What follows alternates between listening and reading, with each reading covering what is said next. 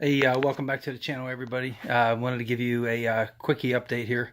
Got the metal rack done. This is not exactly how I had planned to do this. Originally, I was going to do a floor-to-ceiling deal, and it would actually be tucked in about 3 more inches in that way. But after looking at the price of metal nowadays, I decided to scrap that idea and reuse my old metal rack. But what I did is, you can see on the bottom there, that's actually made out of an old bed frame, and that part there is where it attaches to the headboard. That little kick out on the leg on the back side, I cut that off, and then on the top I added this little tray here, and then with some angle iron, and then this is actually screwed into the wall to give the back end some support. That way I don't need brackets. And I made it 50 inches tall. That way I can get a 4x8 sheet in there, or 4x10 in this case. I get this long sheet of aluminum.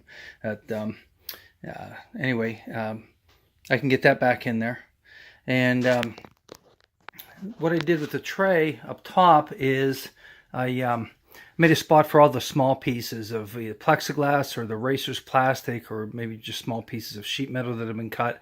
And if you've ever worked with this stuff, you'll know once you get some of these small pieces cut, you kind of stick them back in the corner, and you always think like, well, I'll use that first, but then they're very hard to get to, and once you make something hard to get to, you're not going to use it.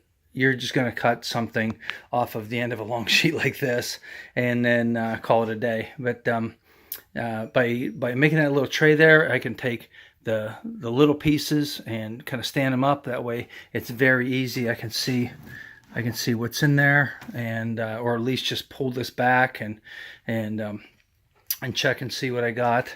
Little pieces if I'm doing something small, and there we go. And got the scrap metal bucket there, and then the bottom of the mount here, the stand here for the air compressor. If you remember in some past videos, I said I was going to cut that off to decrease the footprint, but I think I'm actually going to leave it like that. And what that does, it gives me a spot for the jack, and I have to find a jack handle that's floating around here, but I'll put that in there. I got to clean that thing. I'm going to take the pressure washer and degrease it real good and clean it and put it back. So that'll be my home for the jack.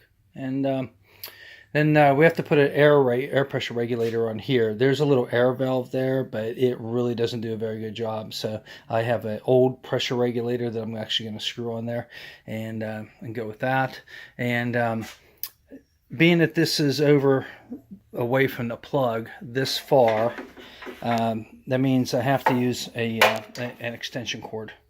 But I think what I may do is go ahead and disconnect the electricity down here and make a cord that's a little bit longer, just so I don't have to deal with this all the time.